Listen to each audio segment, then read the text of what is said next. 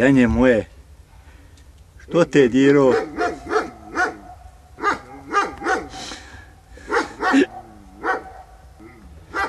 Čerko moja, ko te radi?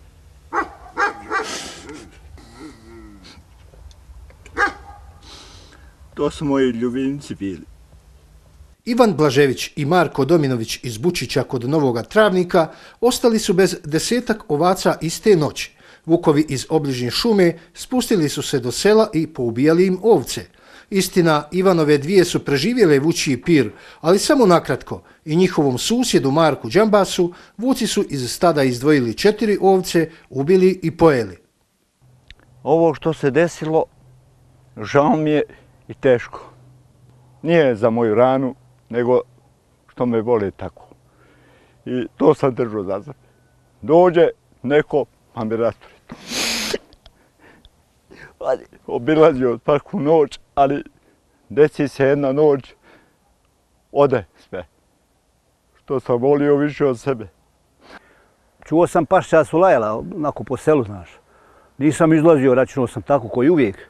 Kad sam ujutro ustao, vidio sam da je razvaljan mi to gdje su ovce bile, a jednu sam vidio gore daleko na njivi, znaš, onako leži. Iznenadilo me, ja sam odmah krenuo gore prema njoj, kad sam gore došao, ona je već bila skoro pola pojedena i više od pola. Unutica sva izvaljena van, vidim da one unutice nema, jedino drov što je onako rasut. Sve su noćivali pod jabkama, nismo nikad zatvorili i nikad ništa ni napalo, niti je bilo zagrađeno, ništa. Ja lutovcu nisam vidjela odavno. Ovo je sigurno vuk.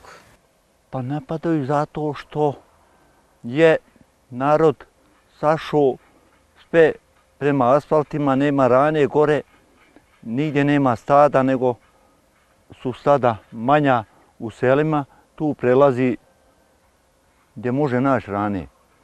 Druge nema, ne može bukvu jest. Poslije svakog rata bilo povećano brojno stanje vuka, i kao i poslije minulog rata. Međutim, jedan od pokazatelja je da nema dovoljno divljači, dlakave divljači u lovištu, pa zato vukovi silaze i u naseljena mjesta skoro do najvećih urbanih sredina, odnosno do gradova. Pitali smo Ivana zašto lovačka društva ne love vukove. Idu u lovačka društva gdje samo jedu i piju, ne love ništa. Vuk po novom zakonu o lovu nije stavljen u zaštićenu divljač, nego je stavljen u klauzulu pod lovostajem zaštićenu divljač. Znači da u određenom periodu neće se moći vršiti odstrel vuka. A dočim u okruženju, znači država Hrvatska i Slovenijanska stavili pod trajnu zabranu. Ramo Rubanović iz vlašičkog sela Dub, dugogodišnji je ovčar. Ispričao nam je nakratko svoj bliski susret s vukom. Pa jesam ljetos, imao sam kao sa njim. Ja ovako samo stojim i sjeo sam i drugi kao komšija, kad odvede ti vuk ovdje, samo joma jaha uha tamo i vamo neki imao pištolj čovjek i puca 2-3 metka.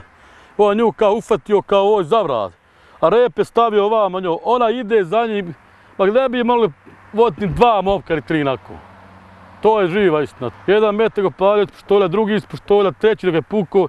I da je bio bliže kao grm šuma ne bi pušio. Ima kao jak rep.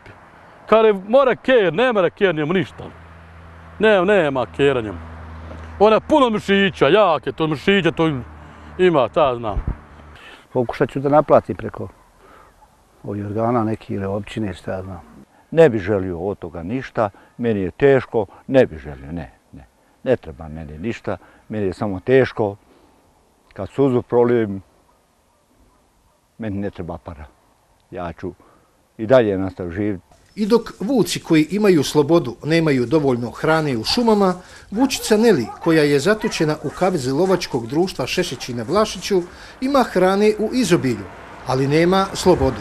Od buke automobila i teških kamiona koji prolaze uz njezin kavez već je izgubila sluh. Vlasnica je hrani suđukom i kobasicama, ali sve bi ona to ostavila da može sa svojim čoporom trčati vlašičkim šumama, piti vodu sa izvora i donijeti na svijet potomke. Nije li čovjek vuku postao vuk?